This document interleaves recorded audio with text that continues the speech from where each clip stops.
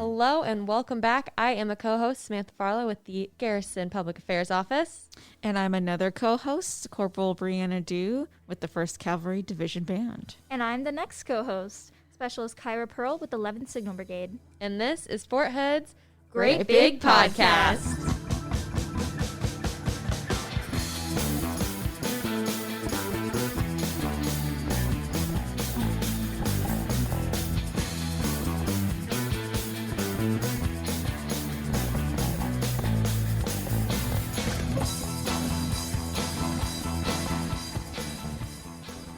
Flash floods in central Texas happen within only a few hours of rain. Every year, more than 80% of flood fatalities involve vehicles, and about 10 people drown in their vehicles each year in Texas. Vehicles of every size can lose control, float, and roll over in flood conditions. Is taking the risk worth it? Is it worth the risk of leaving loved ones behind? Overconfidence kills. Don't drive through floodwater. It's not worth it.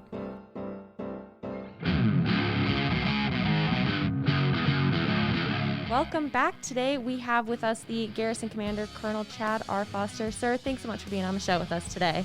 Hey, yet again is a great day here at the Great Place, and I'm happy to be here with you.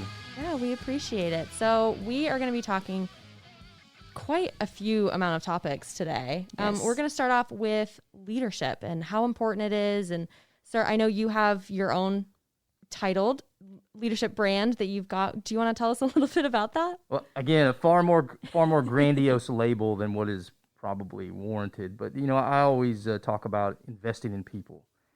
You know, everyone, well, occasionally you'll hear folks say, you know, whether they're commanders or leaders at any level, and they'll declare themselves to be a systems person. And absolutely, systems are important. You know, that's how you ensure the efficient use of resources. You ensure, you know, transparency, consistency across a very wide enterprise. However, the most important thing that we have in our organizations are our people. And if you invest in them, you're going to get huge dividends, huge returns on a magnitude that's just not possible through any other investment. And no matter how good your systems might be, if the people within those systems aren't of the highest quality, if they're not empowered, if they don't feel like they're valued members of the team, it doesn't matter how good your systems are. Your systems are going to ultimately fail pretty badly. And even if the systems are magnificent, you know, we have people in the systems to make decisions when circumstances arise that the system isn't really, I guess, designed to deal with. You know, we have, it's like we always say, you have commanders and you have leaders, and we always say commanders in this case, but we have commanders in the system to make exceptions to policy. And because that's when we know that, hey, the policy that's in place or the system that's in place, you know, it's the right one 98% of the time, but there's always that maybe 1% to 2% where you have to make a judgment call to get the right outcome.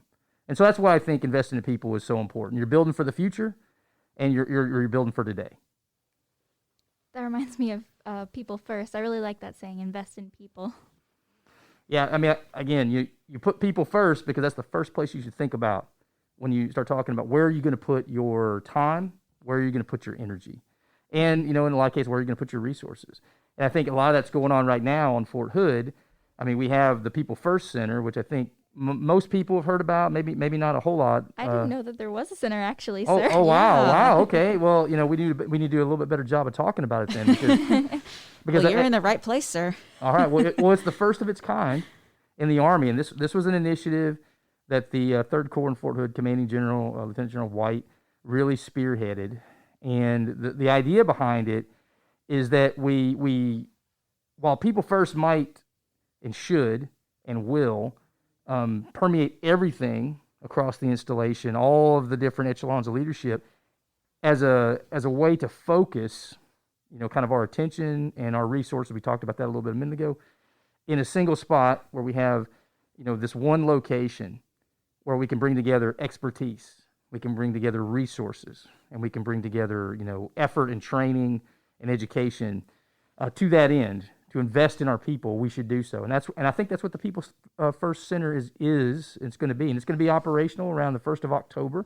Ooh. We've already put a lot of time and effort into it. 3 Corps has, the Garrison team has as well, And really, it is a tangible manifestation of this installation's commitment to making that mantra, people first, a reality, which I think it already is. But, every day, we come to work thinking of what are the different ways, what can we do today, I guess, to make it, more tangible, more visible, and more effective, most of all, for the soldiers and families on this installation. That's so cool. I didn't realize it was happening so soon, sir. Yeah, it is. It's coming fast, and it's coming furious, I guess you'd say. Yeah. But it's been a big push over the last few months, especially since I came into command. Again, not my initiative. I just kind of jumped on the train, and trying to commit to it along the way.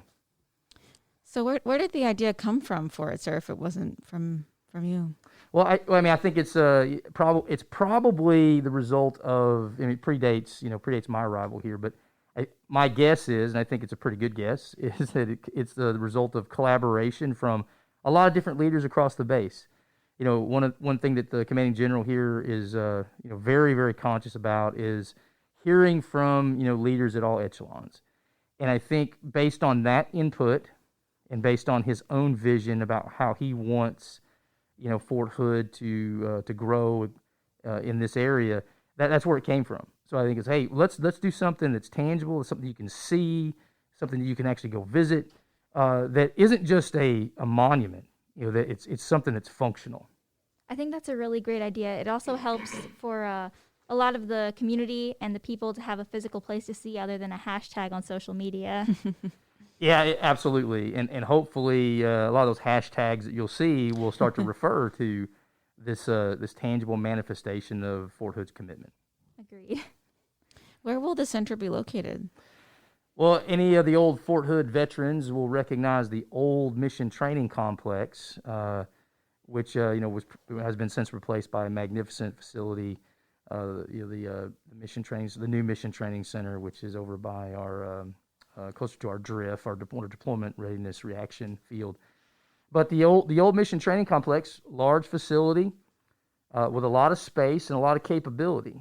Well, certainly we don't want that building to just go to waste, sit there and weeds grow around it or whatever might happen. Of course, we wouldn't let that happen. But this is an absolutely great idea to put that facility to use in a way that will benefit everybody on the installation. And who's allowed to utilize this facility, sir? Oh, everybody. I mean, it's not like it's going to be a club or something. Where, hey, are you in the People First Club? No. Yeah. I think just by wearing the Army uniform and being associated with the United States Army, you're automatically a member of that club. So everybody, every leader, every individual soldier, I think especially for leaders, because the leaders on this installation, any other installation, that's your business. People are your business. And so if you're looking for a resource, if you're a company commander, battalion commander, staff officer, a non-commissioned officer at any echelon, and you're looking for resources to where you can truly invest back in the people that make up your organization, this will be a place you can go, and either the resource will be there or the folks at that location are going to be able to help you find out where it is, and they'll point you in the right direction. That's an amazing opportunity. Yeah, that's incredible. Speaking of leaders, you recently met with a group of people from the Central Texas Rising Leadership to discuss, leadership styles and basically engaging with the community. Could you tell us a little bit about that? Oh, absolutely. So that was one of the more enjoyable activities I've gotten to do as a commander. And I say that almost every time because it seems like every day I have something new that I get to do as the garrison commander. And I was like, wow, that was really fun. But this really takes the cake because I was allowed to sit in a room, and it was funny. I walked in, and the room is set up. It's very much like a conference. It's a formal developmental session. You have these young, up-and-coming leaders of various communities throughout Central Texas in there, people who have been identified for their talent, and their ambition in a positive way to make an impact on their communities. And they're sitting there across, this table at the end of the room, and there's a podium up at the front of the room, which I think the initial intent was for me to go stand behind this podium and lecture on, Sure, yeah. and for those out in the audience, I'm doing the quotation marks hand signal around lecture. And I tell you, that is so ineffective. Yeah. No one wants to be talked to. Right. You know, they want to have a conversation. So what I did was I pulled a chair out and I actually just sat across the table from them and had a great interchange. I had provided them with a couple things, provided each a member of the audience a couple of things I had written over the years, because that's what they asked for, something that could give some insights about how I think about leadership. And I felt a little silly because I'm like, who wants to read stuff that I've written? And but they did, which I found a bit surprising, but they did, and it was good that they did, because then that allowed us to have a conversation. We were able to kind of have a really lively and engaged back and forth, a dialogue on various aspects of things that I had written about and other things that they were just curious about. And I got out of it just as much as I gave. Yeah. Probably more, to be quite honest with you. And it was just a great exchange with a great group of people. And it reinforced to me just how special the relationship is between Fort Hood and the Central Texas community. The fact that someone like me would be asked to come and participate as a teammate in that kind of environment was truly humbling for me personally. But man, you want to talk about something that just gives you a lot of hope about the future too, because the individuals that I engaged with during that, you could just tell, they're so impressive. The future is in good hands. I don't think anyone needs to ever worry about that. So Glad to hear that. Great experience. I was going to say, it may seem surprising to you, but that probably made a really big impact on all of those upcoming leaders. Maybe it did. I hope so. Yeah. And I got, it's funny because one person asked me afterward, I was like, hey, are you on LinkedIn? And I said, yes, haven't really updated my account probably in several months since I left the Pentagon, but it inspired me to get back on LinkedIn, and there were, I guess, network, well, not really friend requests, but network requests on LinkedIn from almost the entire group. Oh. So it is actually in the last few days, it's given me a chance to engage on in some pointed conversations about different leadership topics with them through that medium as well. So it continues. Like I said, you invest back in the community, and guess what you get back? You get back a return that's tenfold of what you put in. And this was just a very, very small example of what goes on here every day on this installation and in the surrounding communities. Yeah, absolutely. Well, we've discussed investing in people. Now we have to discuss where they work. So now we have to discuss where people live and investing in those people's homes as well. So do you want to let's get into Fort Hood family housing? Break that down a little bit for us. Yeah, family housing on Fort Hood is it's a unique challenge, but it's an important one, and we're very fortunate on this installation to have some really, really good partners. Our Lend Lease partners here on Fort Hood, the site manager here, Mr. Chris Albus, and then his entire team are just a great group of individuals, and most of whom are either retired military, so they understand, they've lived in military housing themselves for decades previous to this, or their family members, and so they experience that firsthand. Right. So the urgency and the importance of quality housing for our soldiers and family members on the base is first and foremost in their mind. Now, only 25% of our families live on the base. The remainder live out in the community. But because there's a 25%, which is a relatively small percentage, but significant number overall, we have to take good care of it. We have to make sure it's the highest quality possible. And we talked a little bit earlier about investments again. So I'm going to come back to that common theme. The Army, through their enterprise level partnership with Lend Lease and family housing, and that's a partnership that's managed at the highest levels, have determined that we want to invest back in family housing here at Fort Hood. So Lend Lease, is putting $500 million, that's $1 billion with a B, dollars back into our family housing here on the installation, and that's gonna manifest itself. It's already started to manifest itself in a lot of different ways. Yeah. But over the next several months, you're going to see more and more. It's really going to pick up speed. So, for example, we have had, there's a lot of things we've needed to do. Tree pruning, curb repair, things like that affect the quality of the living experience on the base. But not only that, eventually, really starting early next year, you're going to start to see construction of new houses on the base.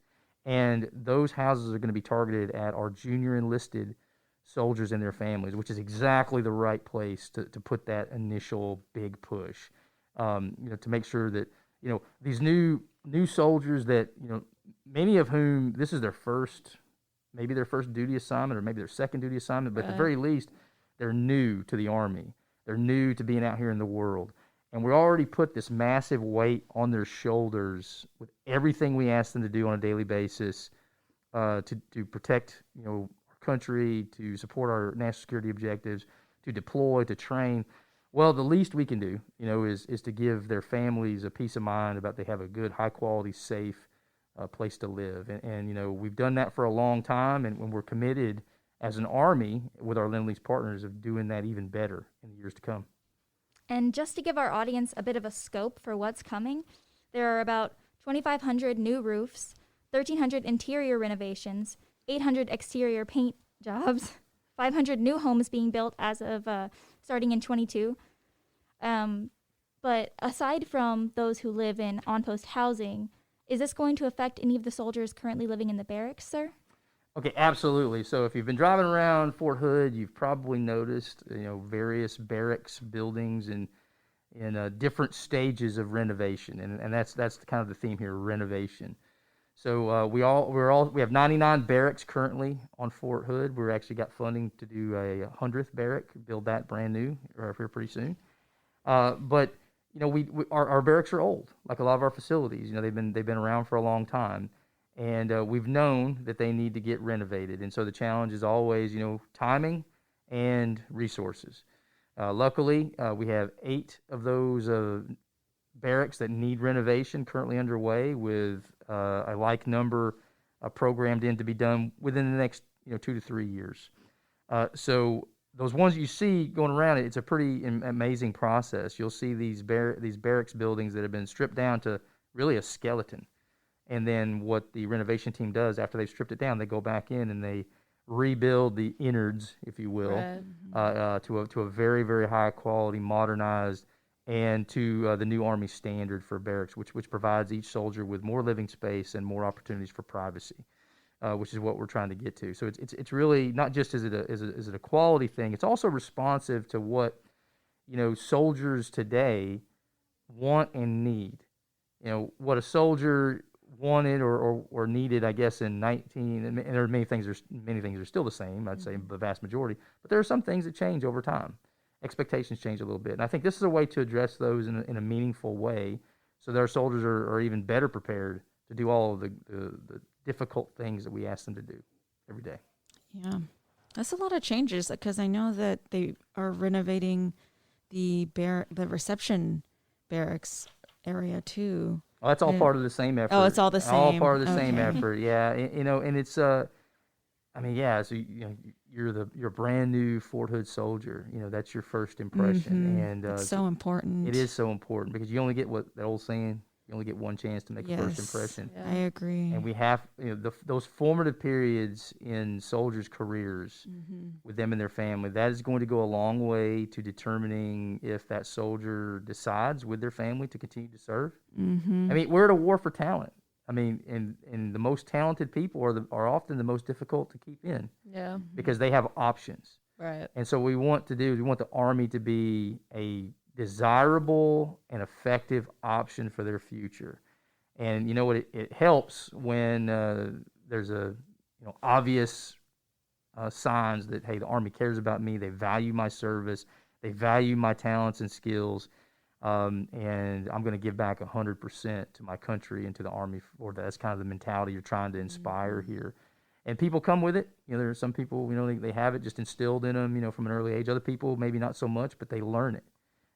There's like the old debate about, okay, well, why did you join the Army? Well, I don't think why you join the Army is as important as why you stay. Yeah, absolutely. I like that quote. I've never thought about it that way. That's really interesting. I've never asked that question. It's always been the first one. I am shocked that no one has asked you that question. No, literally nobody ever has. Yeah, I can tell you a long, funny story about how I ended up at the United States Military Academy, but we probably don't want to get into that today. It's I probably think it's a lot funnier than what it really is. Okay. We won't bore the audience with that today. No, you're fine. So you've been in roughly about 90 days as the garrison commander here at Fort Hood. are there any top highlights that you've had looking over the last 90 days? Other than this one. I Yeah, know of this is course. number one. This whole job is a highlight. I mean, and I'm not saying that in a joking manner at all. Yes. The Army doesn't prepare people, officers like me, to be garrison commanders purposefully. They prepare us kind of in other ways, but until you get kind of slated for this and they send you to a pre-command course, there's really not a great deal of deliberate effort to prepare you for this kind of job because, for a lot of reasons, they're using me for other things up to this point. But I feel like I just hit the lottery. I mean, I really do. I am enjoying this job as much as anything I've ever done in the Army. That's saying a lot because when I was a squadron commander at Fort Carson, I didn't think there was absolutely any way to top that. And while I would never say that commanding the garrison is greater than commanding 410 Cav at Fort Carson, I will say it's on about the same level. Which you want to talk about? How many people get to say that? How many people get to say that?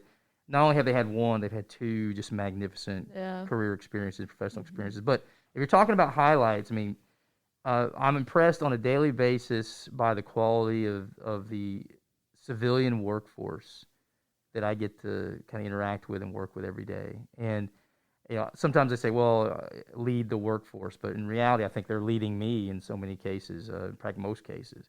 They're teaching me new things every day. It's an adventure.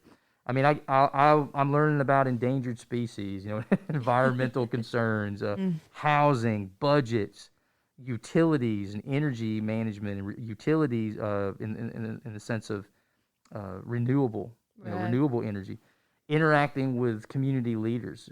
So I would say that maybe is probably one of the more interesting ones is the interaction with the community, whether it be chambers of commerce, elected officials, the Central Texas leadership opportunities, the Council of Governors we talked about earlier. To me, those things are just, you can't beat those because it's a way for you to give back and then at the same time get a lot from a personal and professional perspective. So the whole thing's a highlight. It's difficult for me to narrow it down. But I love the people I work with. I love this job. I'm excited. It's Monday, right? So I was up on Sunday, and you have a problem if you're dreading going into work the next day. Let's just say I don't have that problem. That's great. So I think it's safe to say that you would consider that the People First initiative extends out into the community and isn't just specific to soldiers on Fort Hood. Absolutely not. I mean, it is not limited. I think one of the things that we, especially if you're a Fort Hood veteran, you can, if you're not careful, take for granted sometimes, is the incredible support that we get from Central Texas. All of these towns, Killeen, Harker Heights, Coppers Cove, Temple, Salado, Belton, I could go through all of them. But they're just incredible communities. And I've seen it personally in the early days of, earlier days of my career, in the early 2000s, when this base, for the first time in a while, went to war. And we went through a very, very difficult period at the early stages and really throughout, with lots of casualties and the stress of being in deployments. And you could see this community around us that we are an intricate part of. We're not a separate community. We're all part of the same thing. Step up and really support the soldiers and families here. So yeah, when you start about people first, we're talking about not just people in uniform, not just necessarily family members. We're talking about people in the community who have given back to us. Over the last 12 months, again, Fort Hood's been through some difficult and challenging times. But what have we seen? We've seen, despite all of some of the perceived bad things or whatever, what we've seen the good things, I think, come to the surface and get stronger because of our willingness to learn, our willingness to help each other, and the realization that this is not the greater Fort Hood community. This is the greater Central Texas community, of which Fort Hood is just a part. Absolutely. Well, sir, any final thoughts? Any closing thoughts? I got lots of thoughts. Anything you want to share? No. Hey, I thank you for letting me be here today. And for everybody listening, there are a lot of great things going on at the Great Place. Now, when I said the Great Place, I was not doing the air quotes with my fingers. We can attest he was Just not. to clarify. Yeah, I mean, definitely not. I was not, because this is truly the Great Place. Some of my best, if not my best, personal and professional memories as an Army officer were made here at this installation. And that's the great thing about being the Garrison Commander, is that hopefully I can have an impact in a positive way, and really for the goal of helping as many soldiers and family members as possible that are stationed here to have and build those same types of memories. Well, I can definitely say, as a junior soldier, it was such a great opportunity to be able to participate in this conversation with you today, sir. So thank you for being here. Thank you very much. The month of August is designated Anti-Terrorism Awareness Month, and the folks at the Fort Hood Force Protection Office are offering a wide variety of classes throughout the month and some tips right now. That's right. I'm Master Sergeant Akinola Oladipo, anti-terrorism specialist for U.S. Army Garrison-Fort Hood. There are many telltale signs that someone may be leaning towards radicalization and even extremist violence. Know that radical and extremist views are totally against our Army values. Know the signs, know the facts, and know how you can help. In most cases, concerning behavior was observed before an attack. Don't be a bystander. Force protection starts with you. To make a report here in the Fort Hood military community, the number to call is 254-288-COPS, 254-288-2677. That's 254-288-2677.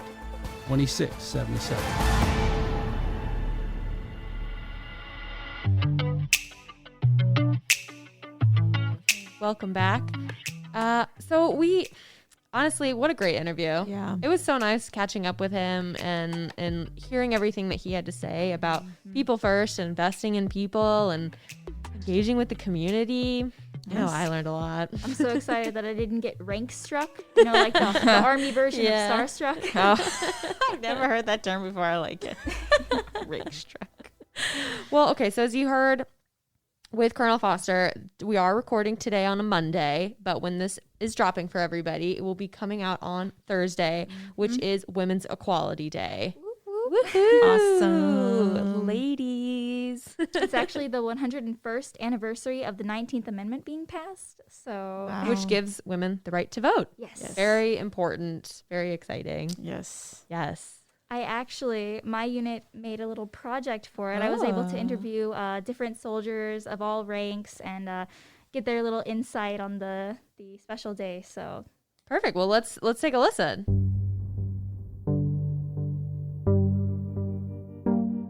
It took almost, 80 years or so before the 19th Amendment was passed in 1920. So change was slow, but there were very persistent individuals and groups of people who thought that, we're missing half the population, and ultimately we got the right to vote. Women bring diversity and inclusivity to the Army through their unique perspective and experiences. I think the important thing to realize is women were not always seen in the military, but we have always been here, and we will always continue to be here, and that's important to recognize.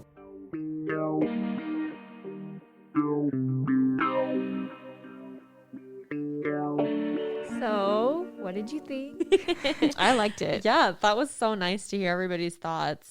I love that. I think it's just so important to recognize the evolution that we've had as women in the United States, and there's always going to be room for improvement, but I think it's good to recognize what has happened. Yeah, where we've come from and celebrating. Yeah, Yeah. absolutely. Very important, especially, for the two of you as women in the Army. I think it's equally as important to celebrate all of that as well. Exactly. Yes. Growing up, I never heard of G.I. Jane. It was That's only right. G.I. Joe. So, yeah. I guess we should all get together and make that happen. Yeah. Perfect. Well, anybody have anything exciting happen to them recently? Had a nice long weekend. That's great. Yeah. Well, how fun. Well, I think that's pretty much all we got for this week. Yeah. Yeah. Definitely. Okay, well, with that, we are signing off. We'll talk to you guys next week. Bye. This podcast is a U.S. Army Garrison-Fort Hood and Fort Hood Public Affairs production. The show's theme music is written and produced by Delicious Allstars. All our music is obtained through Filter by Songtrader. Have a question or want to share some insights with us? Email us at forthoodpao@gmail.com. You can follow us on Facebook, Instagram, and Twitter at USAG Fort Hood. And as always, be sure to leave a review and subscribe wherever you listen to podcasts.